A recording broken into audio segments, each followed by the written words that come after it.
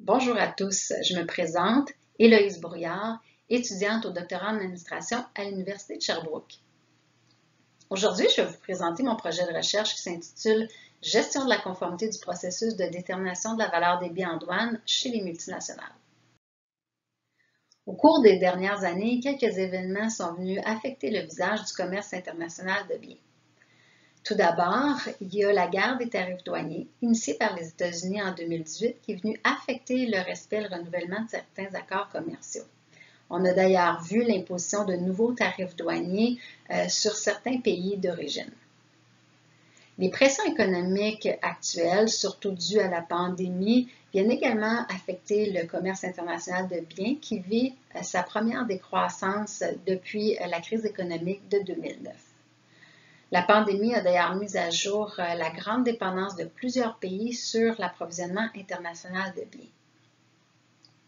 Ces situations mettent l'accent sur l'importance de la douane, autant comme outil de contrôle des importations et des exportations qu'en tant qu'outil de collecte de revenus nationaux.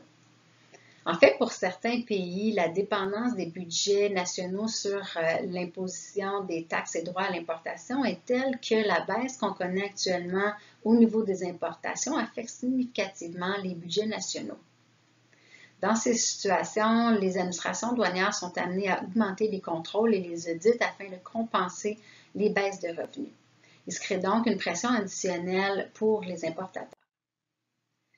Dans le cas des multinationales, qui elles font affaire dans de multiples pays simultanément, donc régis par plusieurs lois et règlements différents, la pression est décuplée.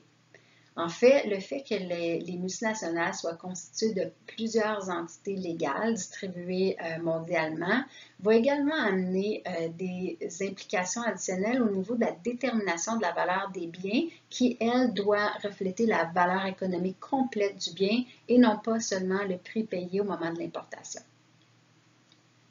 La distance géographique et structurelle des différentes unités de la multinationale vient également affecter le partage et l'intégration d'informations qui est nécessaire à l'importation au moment même où les biens traversent la frontière. On vit donc une situation de friction entre les réglementations fiscales, douanières et la structure complexe des multinationales qui se veut hautement dynamique dans un contexte de réglementation douanière rigide.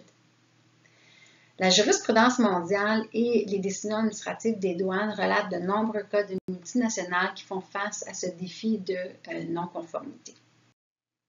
On peut illustrer le défi des multinationales en fonction de l'évaluation en douane à l'aide d'un cas fictif multinational ABC, qui aurait son siège social aux États-Unis, un centre de recherche et développement en Europe, des centres de services support délocalisés, dont l'un en Amérique du Sud, une source de fabrication interne ou externe en Chine et un fournisseur de matières premières au Vietnam.